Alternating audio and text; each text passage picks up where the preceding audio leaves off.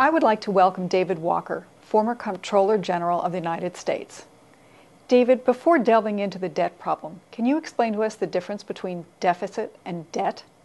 A lot of people confuse deficits and debt. Deficits represent the difference between the revenues and the spending for a particular year. If you spend more than you take in, that's a deficit. Debt represents the accumulation of all the deficits and other fiscal activity over prior years. So is all debt bad, and how much is too much debt? All debt is not bad. If you take on debt for investment or in order to win a war that benefits multiple generations, that's okay.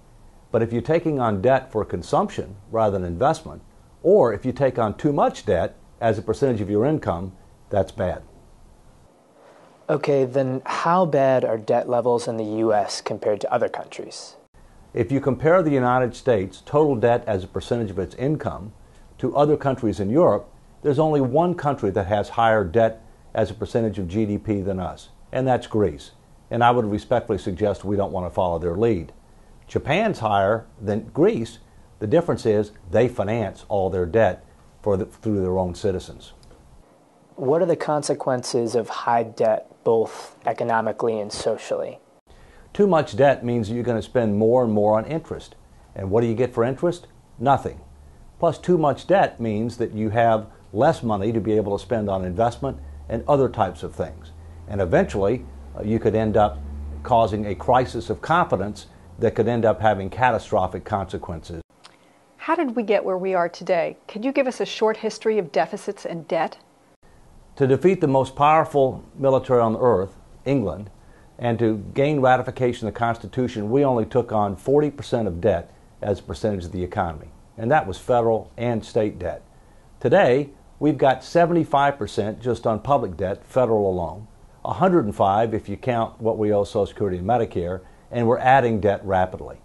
Basically what happened is spending has been out of control for a long time, and spending has been going up much faster than revenues. We've got Democratic spending policies, big spending, and Republican tax policies, low taxes. The result, big deficits, mounting debt. So to fix that, should we focus on balancing the budget or paying off the debt? We don't need to balance the budget, and we're not going to pay off the debt. But what we have to do is get our debt as a percentage of the economy down to a reasonable and sustainable level over the next 10 to 15 years.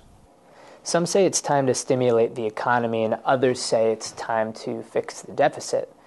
What's the right balance?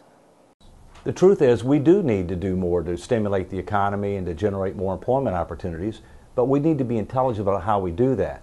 That could even exacerbate the deficit in the short term.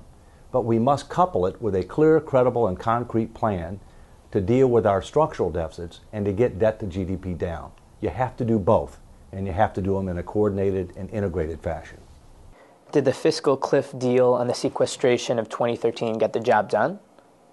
They did not get the job done because they didn't deal with the three drivers of our structural deficits, namely social insurance programs, health care costs, and an outdated and inadequate tax system.